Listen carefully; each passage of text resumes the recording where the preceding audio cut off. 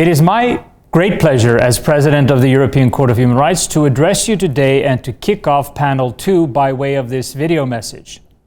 Firstly, I would like to thank and congratulate the German presidency of the Committee of Ministers and ENRI for co-hosting this high-level meeting. By bringing together key actors, your aim is an important one: to support and strengthen the cooperation between national human rights institutions and the Council of Europe. The last 70 years have clearly shown us that the success of the convention system is achieved through a combination of efforts, both domestically and at the international level. Domestically, implementing the convention must be a joint and joined-up effort of government, parliament, the domestic courts, and also of national human rights institutions and civil society. At the international level, the convention system is underpinned, of course, by the core judicial work of the court, but is also supported by the monitoring and standard-setting work of the Council of Europe, the Parliamentary Assembly, as well as the work of the Committee of Ministers, for example, through the execution of court judgments. I'm pleased to see the presence of the Commissioner for Human Rights, the President of the European Committee of Social Rights, and a member of the Venice Commission as panelists.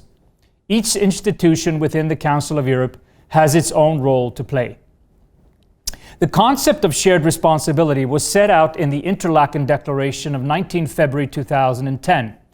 One of the overarching themes of that decade-long reform process, which has now drawn to a close, has been to increase the embeddedness of the Convention at the national level.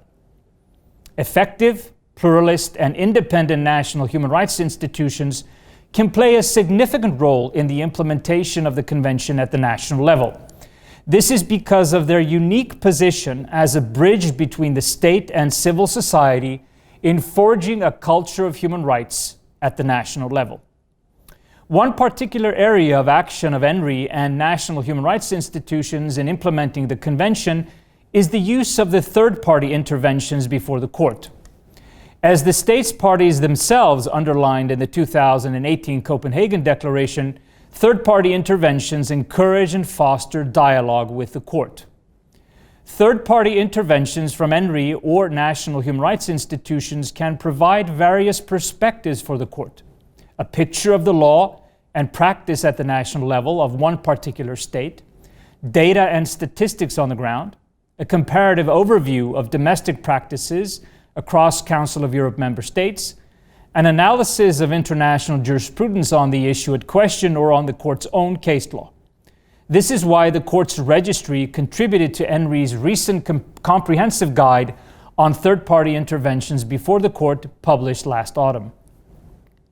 I consider that the role of third-party interventions from ENRI or national human rights institutions may become increasingly relevant in the coming years, in line with the court's new case processing strategy.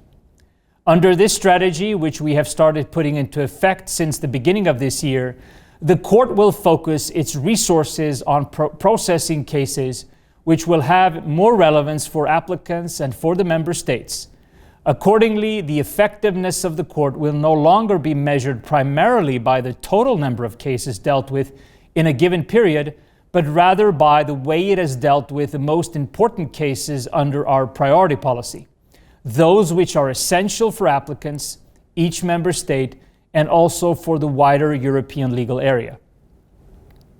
I also consider that there is more room for national human rights institutions and ENRI to contribute to the execution of court judgments by working with national parliaments and governmental bodies domestically following the adoption of important court judgments, and also before the Committee of Ministers via Rule 9 submissions.